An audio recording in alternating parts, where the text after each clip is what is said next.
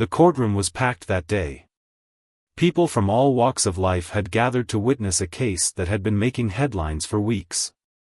At the center of it all was a wealthy businessman, known for his flashy lifestyle and connections to powerful people. He had always carried himself with an air of superiority, as if the rules of the world didn't apply to him. But today, he was sitting in the defendant's chair, facing serious charges. The judge, a respected and experienced legal professional, entered the room. She was known for her fairness and no-nonsense approach.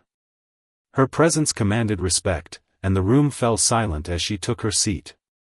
The wealthy man, however, seemed unbothered. He leaned back in his chair, smirking slightly, as if the whole trial was beneath him. The charges against him were serious: fraud, tax evasion, and exploitation of workers. Evidence had been piling up for months, and the prosecution was confident in their case. But the wealthy man's lawyers were equally confident. They had managed to delay the trial multiple times, and they believed they could do it again. After all, their client had money, influence, and a reputation for getting his way.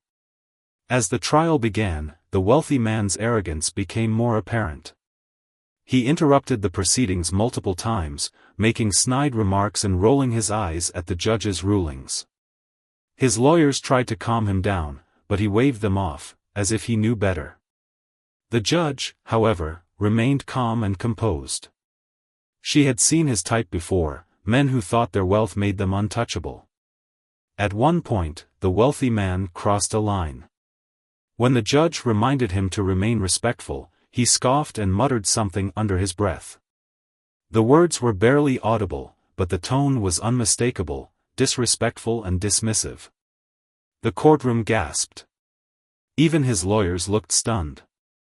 The judge paused, her eyes narrowing slightly, but she didn't react immediately.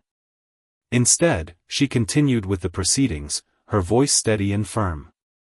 The tension in the room was palpable. Everyone could feel that something had shifted. The wealthy man's disrespect had not gone unnoticed, and the judge's calm demeanor only added to the suspense. What would happen next?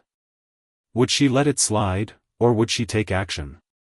As the day's session came to an end, the judge made an announcement. She said she would deliver her verdict the following day. The wealthy man smirked again, as if he had already won. He walked out of the courtroom surrounded by his lawyers, ignoring the reporters shouting questions at him. He was confident that his money and influence would save him, just like they always had. But the judge had other plans. She spent the night reviewing the case, going through every piece of evidence and every testimony. She knew the eyes of the public were on her, and she was determined to deliver justice, no matter how powerful the defendant was. The next day, the courtroom was even more crowded. People had heard about the wealthy man's behavior, and they wanted to see how the judge would respond. The wealthy man arrived late, as if to make a statement. He took his seat, still smirking, still confident. The judge entered, her expression unreadable. She began by summarizing the case, her voice calm and measured. Then, she turned her attention to the wealthy man. She reminded him of his behavior the previous day, calling it unacceptable and a blatant disregard for the court. The wealthy man shifted in his seat, his smirk fading slightly. And then, the judge delivered her verdict.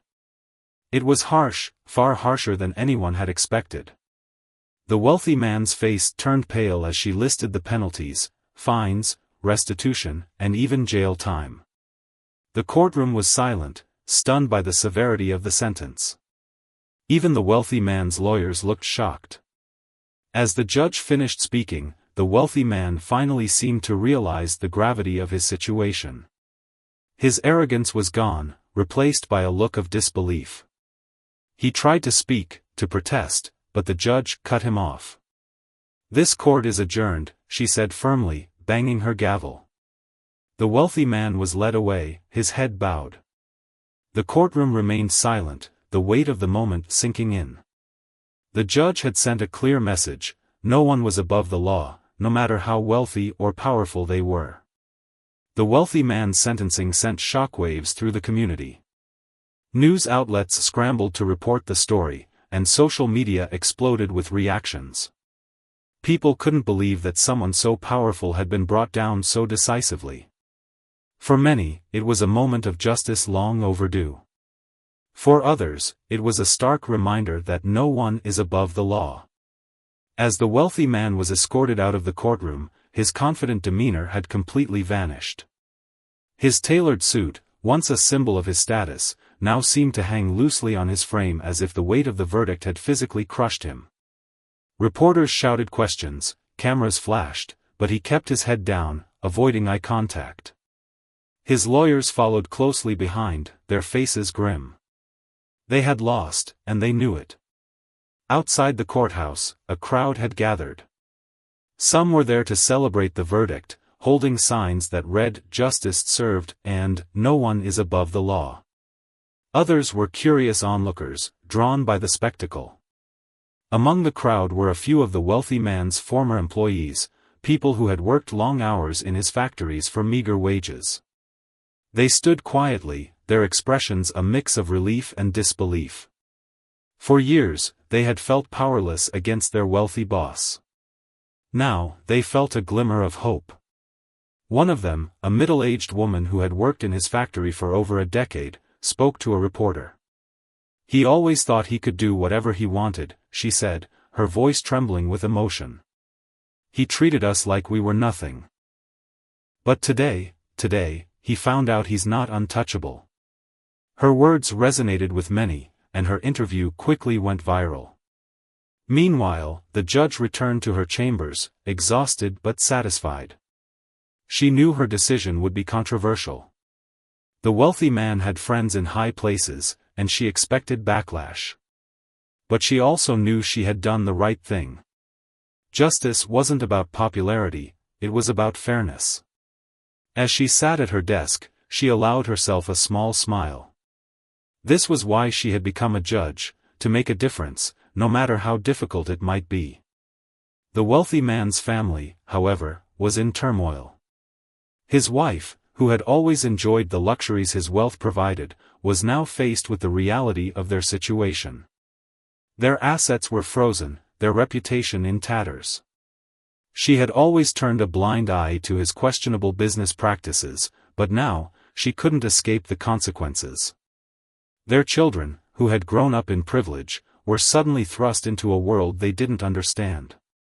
Friends and acquaintances who had once flocked to them now kept their distance, afraid of being associated with the scandal. The wealthy man's lawyers, though defeated, weren't ready to give up.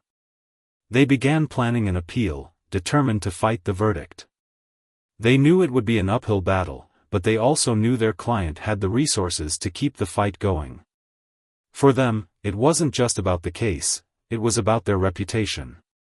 Losing to a judge who had stood up to their client's arrogance was a blow to their egos, and they were determined to regain the upper hand. As the days passed, the story continued to dominate the news. Legal experts debated the verdict, some praising the judge for her courage, others criticizing her for being too harsh. Politicians weighed in, some using the case to push for stricter regulations on wealthy elites, others defending the wealthy man as a victim of an overzealous justice system. The public, however, seemed largely supportive of the judge. For many, the case was a symbol of hope, a reminder that the system could work, even for those without power or influence. The wealthy man, now in custody, struggled to adjust to his new reality. The cell he was placed in was a far cry from the luxurious penthouse he was used to. The food was bland, the walls were cold, and the noise was constant. He had always prided himself on his ability to control his environment, but here, he had no control. He spent his days replaying the trial in his mind, wondering where he had gone wrong. Was it his arrogance? His disrespect? Or had the judge simply been waiting for an opportunity to make an example of him? One day, during a visit from his lawyers, he finally broke down. "I didn't think it would come to this," he admitted, his voice barely above a whisper. I thought I was untouchable." His lawyers exchanged glances but said nothing. They had seen this before, wealthy clients who had never faced consequences suddenly realizing the world didn't revolve around them. It was a humbling experience, but for some, it came too late. Back in the community, the judge's decision continued to inspire. People began sharing their own stories of injustice, of powerful individuals who had exploited them without consequence. The case became a rallying cry for change, with activists calling for reforms to ensure that no one could abuse their power without facing the consequences. The judge, though reluctant to take credit, found herself at the center of a movement she hadn't anticipated. But not everyone was celebrating. The wealthy man's allies, those who had benefited from his wealth and influence, were quietly working behind the scenes. They knew that if he fell, they could be next. They began spreading rumors, questioning the judge's integrity, and trying to shift the narrative in their favor. It was a subtle but calculated effort to undermine the verdict and protect their own interests. As the days turned into weeks, the tension continued to build. The wealthy man's appeal was filed, and the legal battle began anew. The judge, aware of the forces working against her, remained steadfast.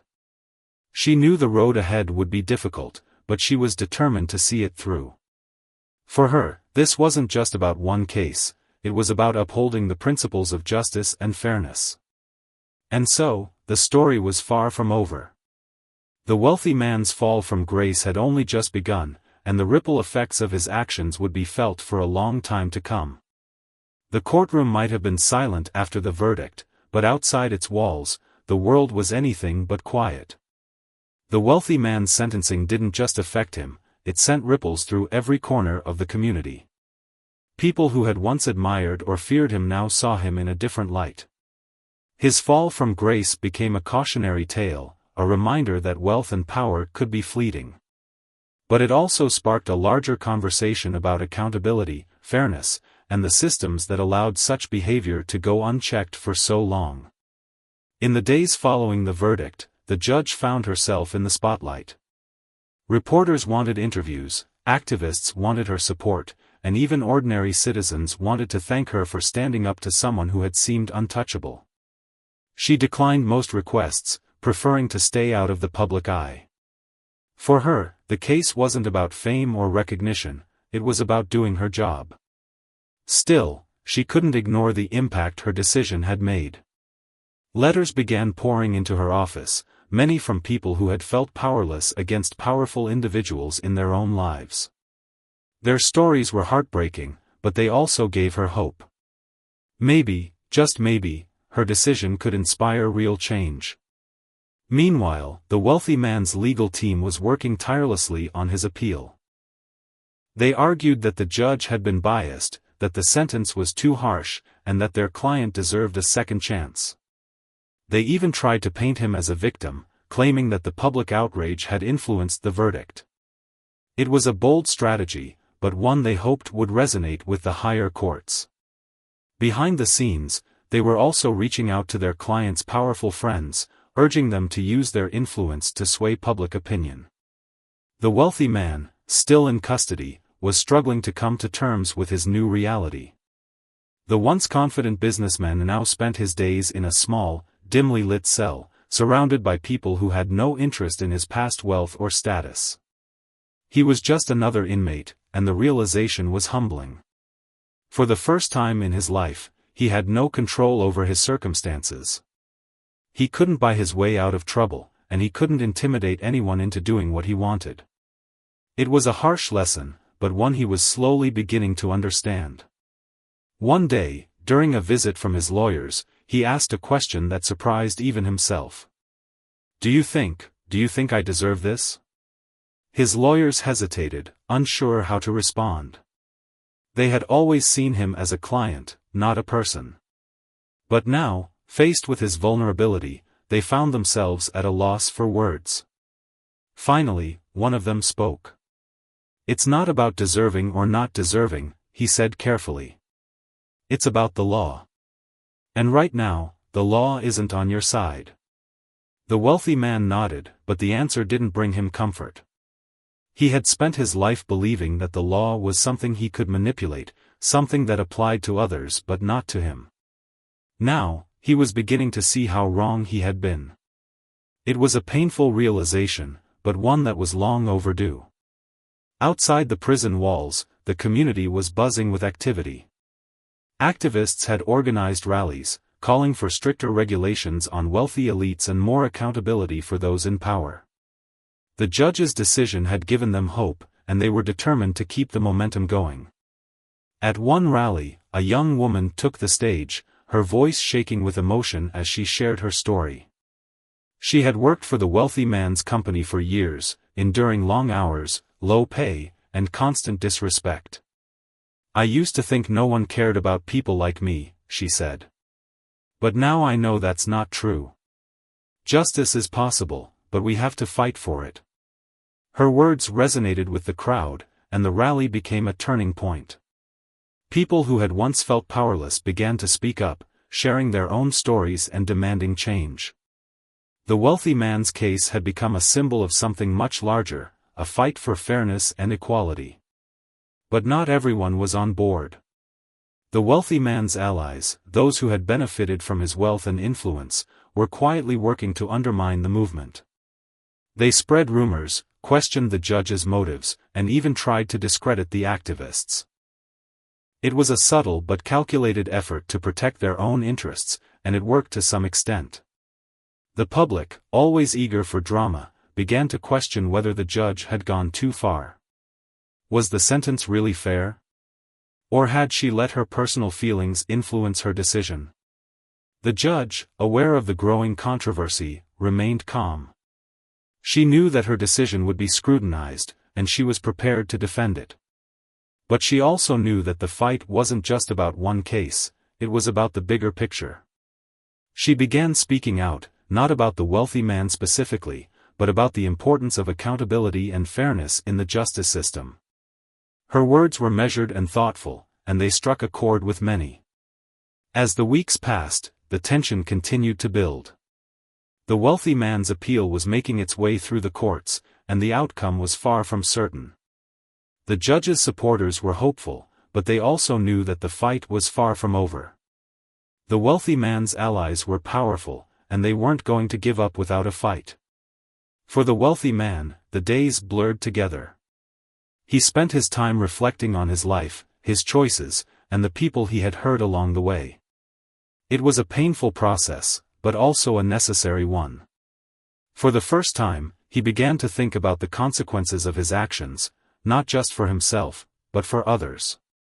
It was a small step, but an important one. And so, the story continued to unfold. The wealthy man's fall from grace had sparked a movement, but it had also exposed the deep divisions in the community. The fight for justice was far from over, and the outcome was still uncertain. But one thing was clear: the courtroom might have been silent after the verdict, but outside its walls, the world was anything but quiet. The wealthy man's appeal became the center of a growing storm. As the legal battle intensified, so did the public's interest. The case was no longer just about one man's downfall, it had become a symbol of the struggle between power and justice. People took sides, debates raged on social media, and the media coverage reached a fever pitch. Everyone had an opinion, and everyone was watching to see what would happen next. The wealthy man's legal team pulled out all the stops. They hired high-profile experts to testify on his behalf, arguing that the original sentence was excessive and that their client had already suffered enough. They also launched a PR campaign, painting him as a misunderstood figure who had made mistakes but didn't deserve to be destroyed.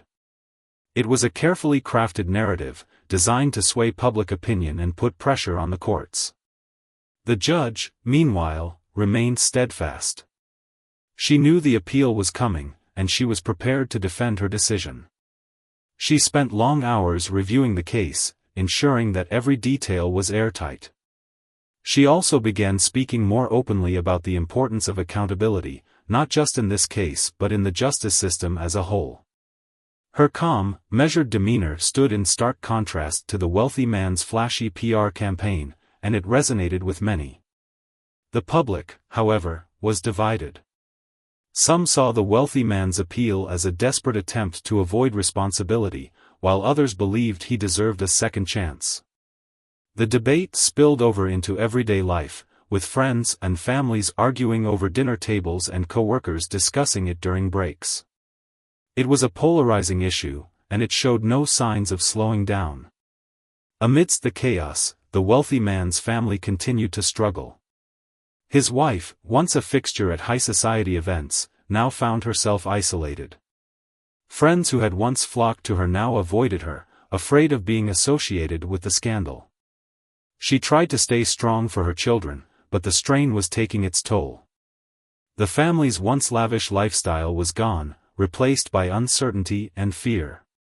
For the first time, she began to question the choices they had made, the wealth, the power, the arrogance. Had it all been worth it?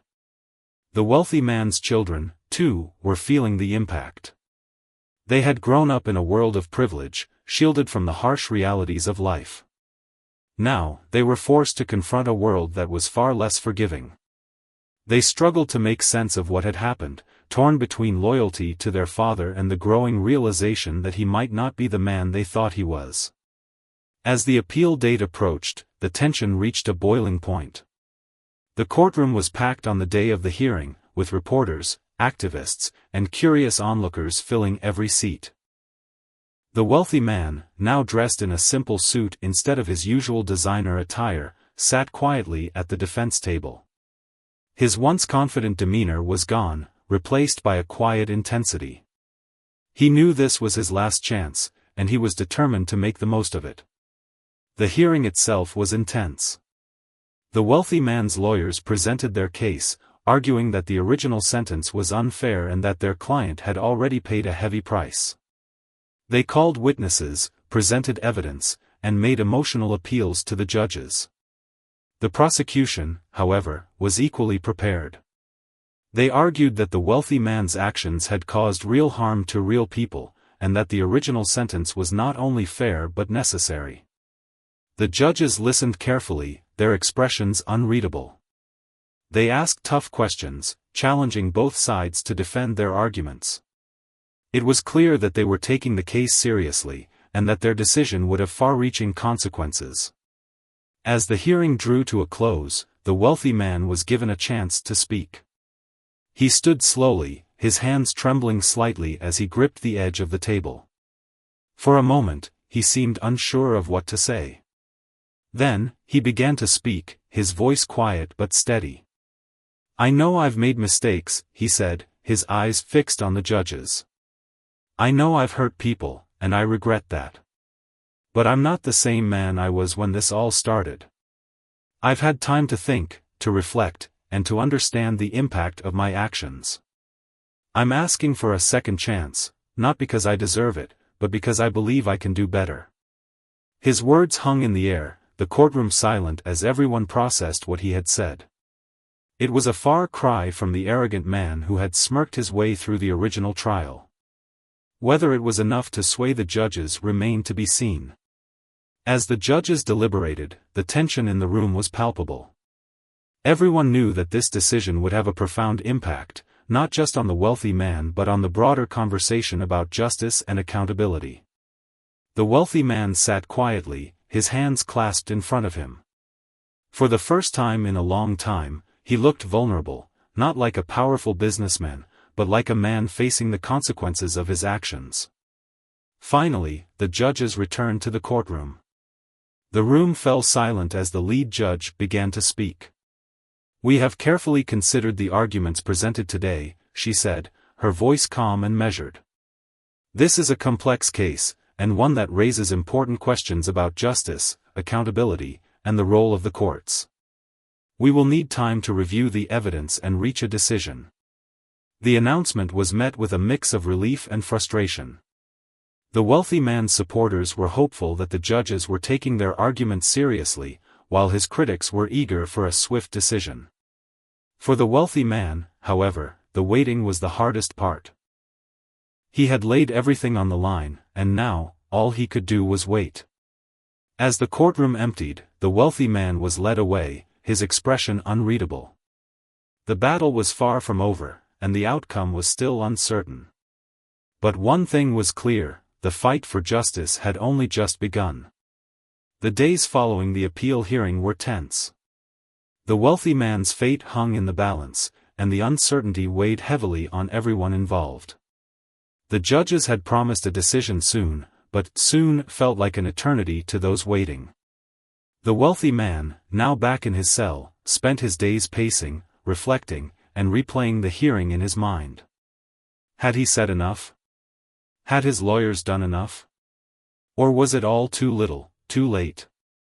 Outside the prison, the public's fascination with the case showed no signs of waning. News outlets dissected every detail of the hearing, analyzing the wealthy man's statement and speculating about what the judges might decide. Social media was ablaze with opinions, memes, and heated debates. Some people sympathized with the wealthy man, arguing that he had shown genuine remorse and deserved a second chance.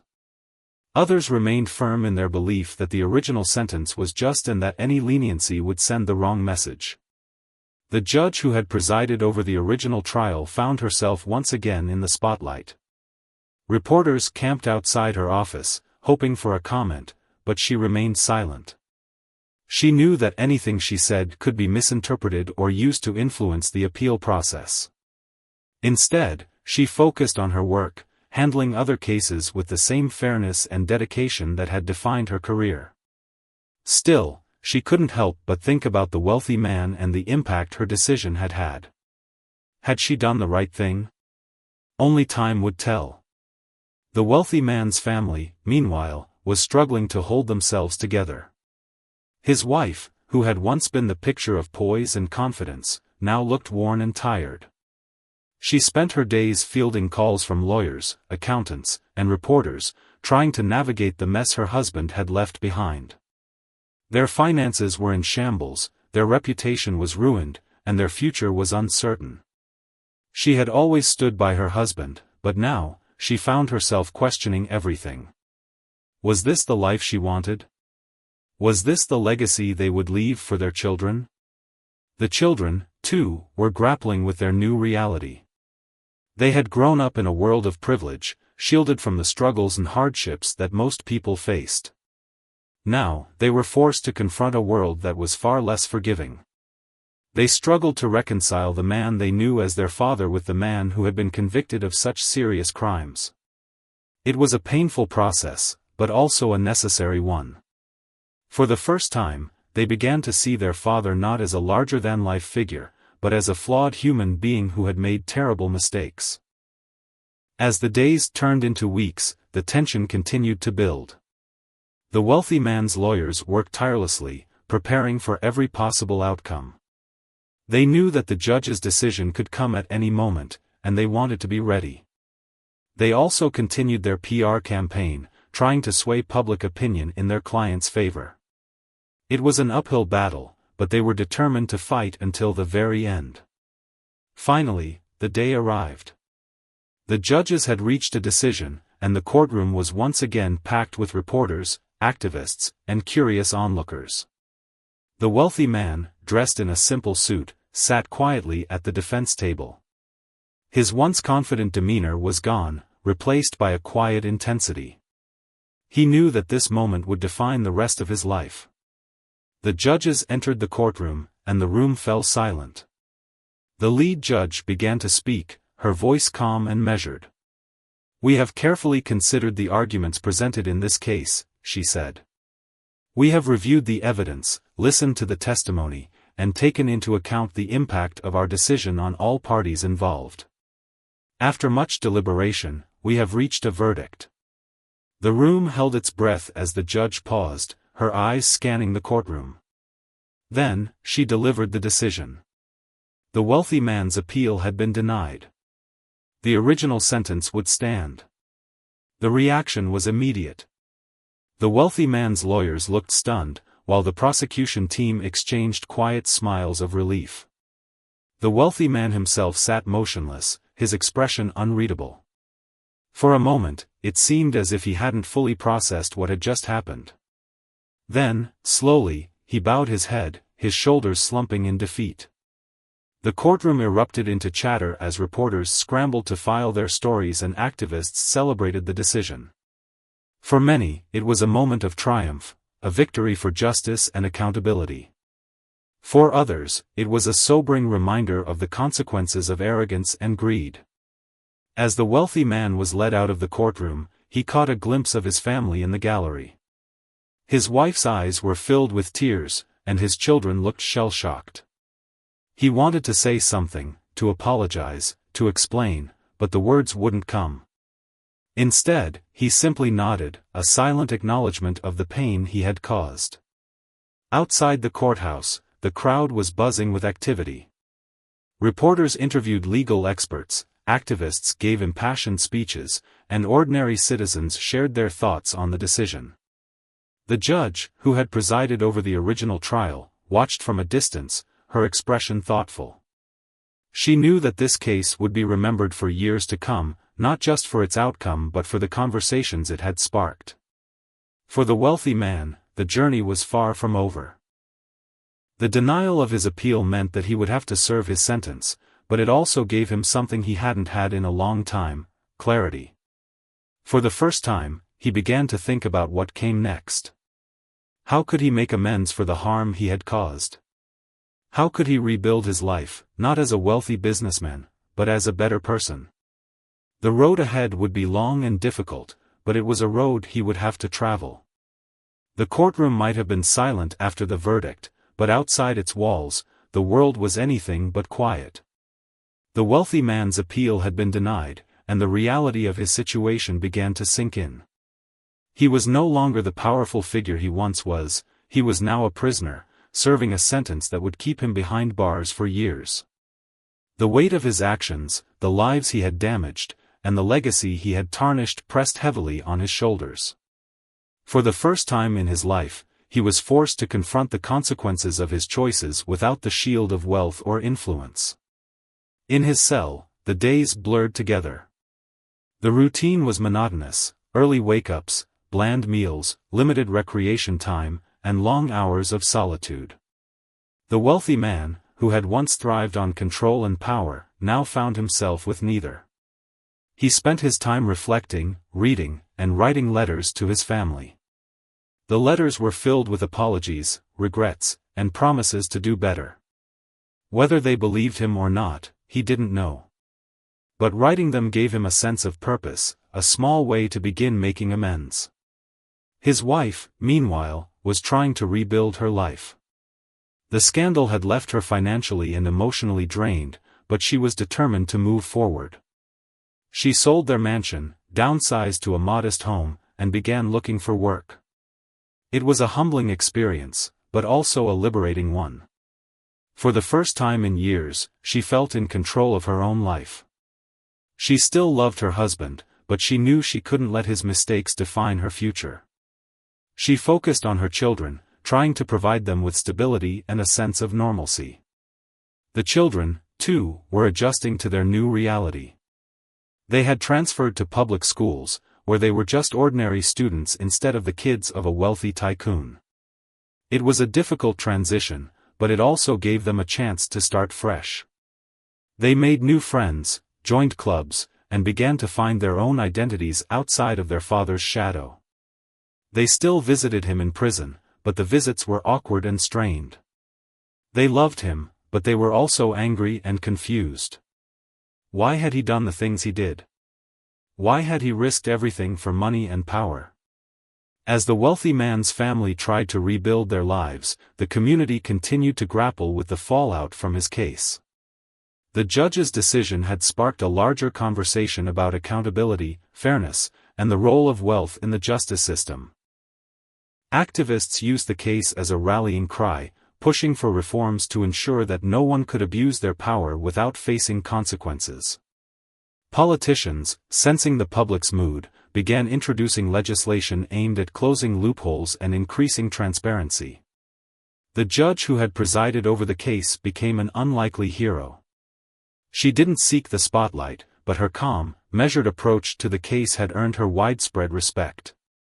She began receiving invitations to speak at conferences and universities, where she talked about the importance of integrity and fairness in the justice system. She always declined to discuss the wealthy man's case specifically, but her message was clear: no one is above the law. The wealthy man, watching the news from his cell, couldn't help but feel a pang of regret. He had spent his life chasing wealth and power, believing that they would bring him happiness and security. Now, he saw how empty those pursuits had been. He thought about the people he had hurt, the workers he had exploited, the colleagues he had betrayed, the family he had let down. He wanted to make things right, but he didn't know how. One day, during a visit from his lawyer, he asked a question that had been weighing on him. "Is there anything I can do to make amends?" His lawyer, surprised by the question, thought for a moment before responding. "You could start by using your time here productively," he said. "Take classes, learn new skills, and think about how you can contribute when you get out. It won't erase the past, but it's a start." The wealthy man took the advice to heart. He enrolled in a business ethics class offered by the prison's education program. At first, he found the material dry and irrelevant, but as he delved deeper, he began to see the connections between the lessons and his own life. He started to understand how his actions had harmed others and how he could have made different choices. It was a painful process, but also an enlightening one. He also began volunteering in the prison's outreach program, where inmates helped mentor at-risk youth.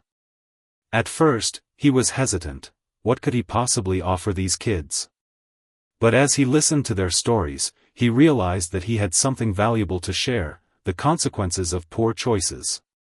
He spoke openly about his mistakes, his regrets, and the lessons he had learned. The kids, initially skeptical, began to listen. They saw in him not a wealthy tycoon, but a man who had lost everything and was trying to find his way back. The program had a profound impact on the wealthy man. For the first time in years, he felt a sense of purpose. He wasn't just serving time, he was using his time to make a difference. It wasn't much, but it was a start. Outside the prison, the world continued to move forward. The wealthy man's case had faded from the headlines, but its impact was still felt. The reforms inspired by the case were slowly making their way through the legislative process, and the conversation about accountability and fairness continued. The judge, though reluctant to take credit, knew that her decision had played a role in sparking that conversation. She hoped that it would lead to real change, not just in the justice system but in society as a whole. For the wealthy man, the road ahead was still long and uncertain. He had lost his wealth, his power, and his freedom, but he had gained something he hadn't had in a long time: clarity. He knew that he couldn't undo the past, but he could try to build a better future. It wouldn't be easy, but he was determined to try. The courtroom might have been silent after the verdict, but outside its walls, the world was anything but quiet. And for the wealthy man, that noise was a reminder that life, no matter how broken, could always be rebuilt. As the months turned into years, the wealthy man's life in prison became a strange mix of routine and transformation. The once arrogant businessman who had entered the system with a chip on his shoulder was slowly becoming a different person. The classes he took, the conversations he had, and the time he spent reflecting on his past began to reshape his perspective. He wasn't the same man who had disrespected the judge and scoffed at the law. He was someone trying to understand the weight of his actions and find a way to make amends. One of the most significant changes came through his work with the prison's outreach program. What had started as a way to pass the time had become a passion. The at-risk youth he mentored began to look up to him, not because of his past wealth or power, but because of his honesty and vulnerability. He shared his story openly, not to justify his actions but to warn them about the dangers of greed, arrogance, and entitlement. "I thought I was untouchable," he would tell them. "But no one is. And the choices you make today will shape the rest of your life." The kids, many of whom came from broken homes and difficult circumstances, found solace in his words. They saw in him someone who had hit rock bottom but was trying to climb back up. It gave them hope that they, too, could change their lives for the better. The wealthy man, in turn, found purpose in helping them. For the first time in years, he felt like he was doing something meaningful. His family, too, was slowly healing. His wife had found a job as a teacher, a career she had abandoned years ago to support her husband's ambitions. It was a modest living, but it gave her a sense of independence and fulfillment she hadn't felt in a long time. She visited him regularly, and while their conversations were still tinged with sadness, there was also a growing sense of understanding. She could see that he was trying to change, and while she didn't know if they could ever rebuild what they had lost, she was willing to give him a chance. The children, now teenagers, were also finding their way. They had grown closer to their mother and to each other, relying on one another for support. They still struggled with their feelings about their father, but they could see that he was making an effort. During their visits, he would ask about their lives, their dreams, and their struggles. He listened more than he spoke, something he had rarely done in the past. It wasn't much, but it was a start. Outside the prison, the world had moved on from the wealthy man's case, but its impact was still felt. The reforms inspired by the case had been passed into law, creating stricter regulations for wealthy elites and increasing transparency in the justice system. The judge who had presided over the case had become a symbol of integrity and fairness, though she remained humble about her role. She continued to serve on the bench, handling each case with the same dedication and impartiality that had defined her career. The wealthy man, watching the news from his cell, couldn't help but feel a sense of pride. He knew he had played a role in sparking the conversation that led to these reforms, even if it was a negative one. It was a small consolation, but it gave him hope that his mistakes could lead to something positive. As his release date approached, the wealthy man began to think about what came next. He knew he couldn't return to his old life, that world was gone, and he didn't want it back. But he also knew that rebuilding his life wouldn't be easy. He would have to start from scratch, finding a way to support himself and his family while also making amends for the harm he had caused.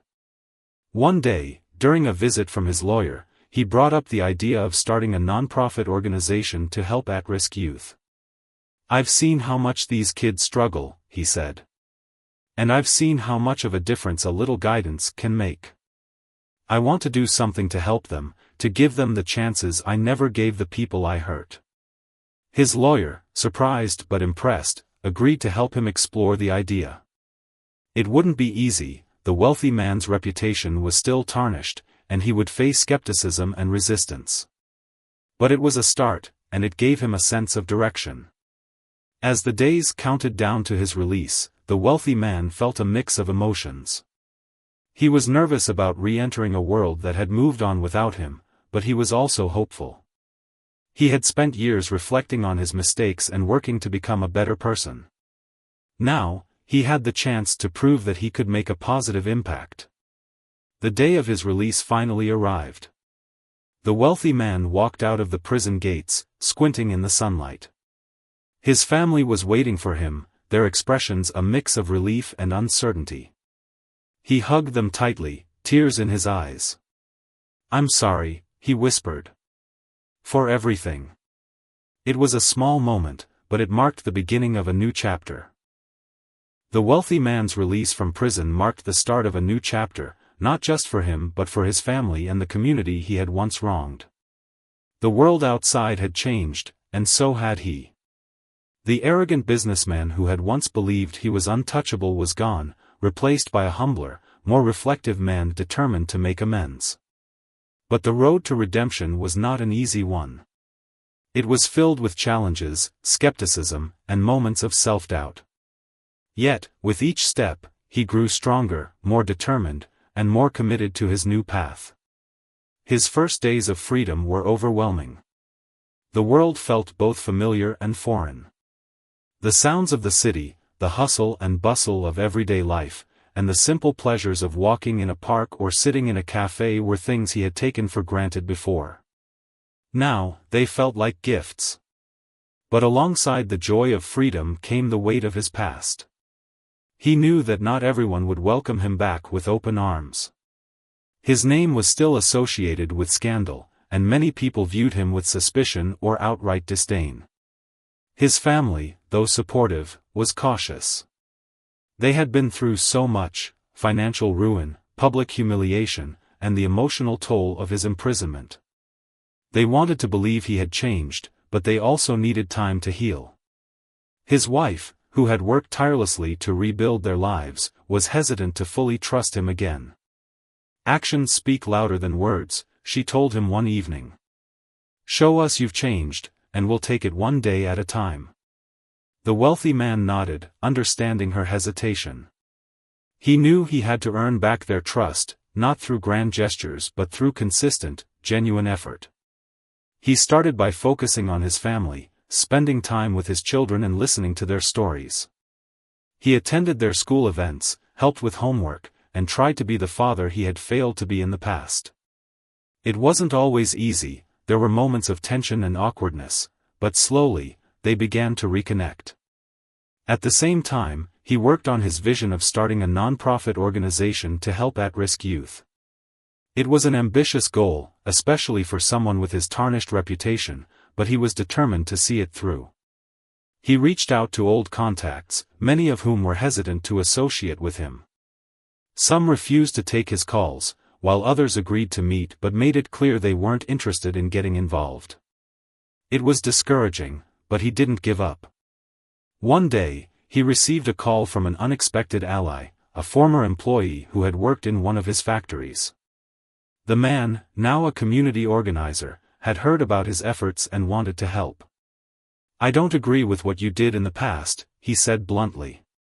"But if you're serious about making a difference, I'm willing to give you a chance." The wealthy man was both surprised and grateful. He met with the organizer, and together they began laying the groundwork for the nonprofit. They decided to focus on providing mentorship, education, and job training for young people from underserved communities. It was a way to address the systemic issues that had contributed to his own downfall while giving others the opportunities he had denied them in the past. As the nonprofit took shape, the wealthy man faced his share of challenges. Fundraising was difficult, as many donors were wary of associating with him. He also faced criticism from those who believed he was only doing this to rehabilitate his image. But he remained steadfast, pouring his time, energy, and remaining resources into the project. Slowly, people began to take notice. Local media covered the nonprofit's launch, and while some articles were skeptical, others highlighted the positive impact it was having on the community. One of the nonprofit's first success stories was a young man named Daniel, who had grown up in a troubled home and was on the verge of dropping out of school. Through the program, Daniel received tutoring, mentorship, and an internship at a local business. He went on to graduate high school and enroll in college, something he had never thought possible. "This program changed my life," Daniel said at a fundraiser. "It gave me hope and showed me that I could achieve something better." The wealthy man, sitting in the audience, felt a swell of emotion. For the first time in years, he felt like he was making a real difference. It wasn't about erasing his past or redeeming himself in the eyes of others, it was about helping people like Daniel build a better future. It was a small step, but it was a step in the right direction. As the years passed, the nonprofit grew, helping hundreds of young people like Daniel. The wealthy man became a familiar face in the community, not as the disgraced businessman he once was, but as someone who was genuinely trying to make amends. He still faced criticism and skepticism, but he had learned to accept it. He knew he couldn't change the past, but he could shape the future. His family, too, began to heal. His wife, seeing his dedication and sincerity, slowly let down her guard. They began to rebuild their relationship, not as it had been before, but as something new and stronger. His children, now young adults, began to see him not just as their father, but as someone who had made mistakes and was trying to do better.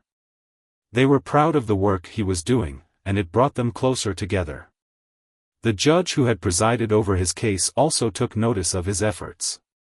She never spoke to him directly, but she followed his progress through the news. She was cautiously optimistic, hoping that his story would serve as a reminder that people could change if given the chance. The wealthy man's journey was far from over.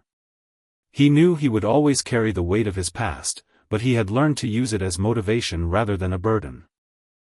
He had lost his wealth, his power, and his freedom, but he had gained something far more valuable, a sense of purpose and the knowledge that he could make a positive impact.